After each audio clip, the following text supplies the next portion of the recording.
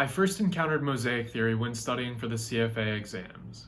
It's a very useful technique for collecting information and making better investment decisions.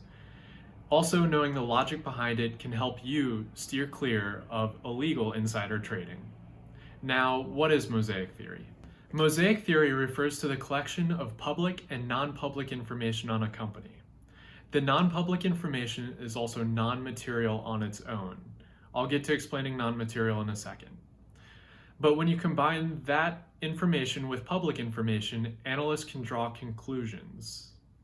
So similar to mosaic, the information is pieced together to make a bigger picture. Let's go into an example. Let's say you want to invest in a grocery store chain. So you start by researching the recent annual and quarterly filings. This gives you a good sense of the company's financial health and the business, but it's not enough since you're going to put a big chunk of change in the company. You want to do more due diligence. So to take it one step farther, you can visit the stores and ask questions. Let's say there are 100 stores in this grocery store chain, and you decide to stop by 20 of them. That's a good sample size that'll give you a good idea of the company overall. You then ask each manager how business is doing and if foot traffic is up in the stores.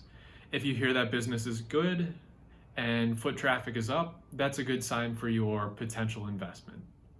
The individual answers that you receive aren't public or useful on their own, but when pieced together along with other public info, you can get an even better sense of how the business is doing. This is a prime example of mosaic theory at work. It's a useful strategy, but you also need to be cautious of what information you pick up. It's vital to know the difference between non-material and material inside information. This distinction can help investors avoid big fines and stay out of jail. Insider trading is a serious issue. You don't want to be caught in the middle of an insider trading case.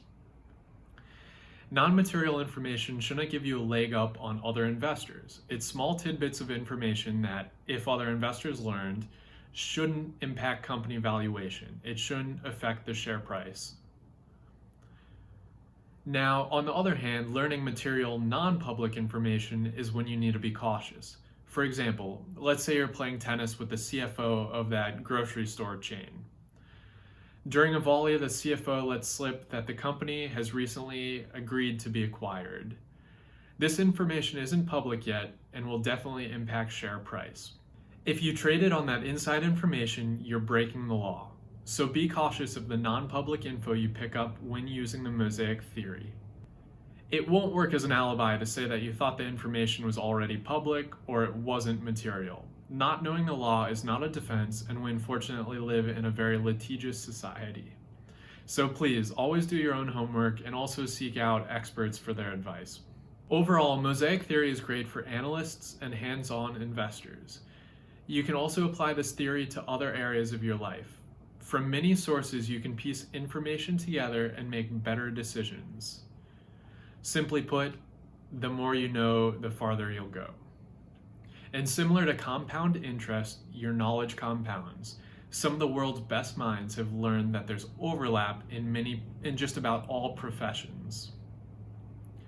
So whether you're in finance or not, I've decided to include a link down in the description below to my CFA Level 3 notes, and pay attention to one of the topics in particular, the psychology section. There's a lot of overlap or a lot of cross-disciplinary concepts, and I hope you make some unique connections with your line of work. I hope you have a better understanding of mosaic theory, and I really appreciate that you stopped by.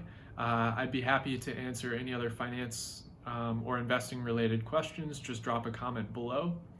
And if you like this video, I'd really appreciate you just tapping that like button down below, as well as subscribing to my channel. Here's some recent research as well, so check it out.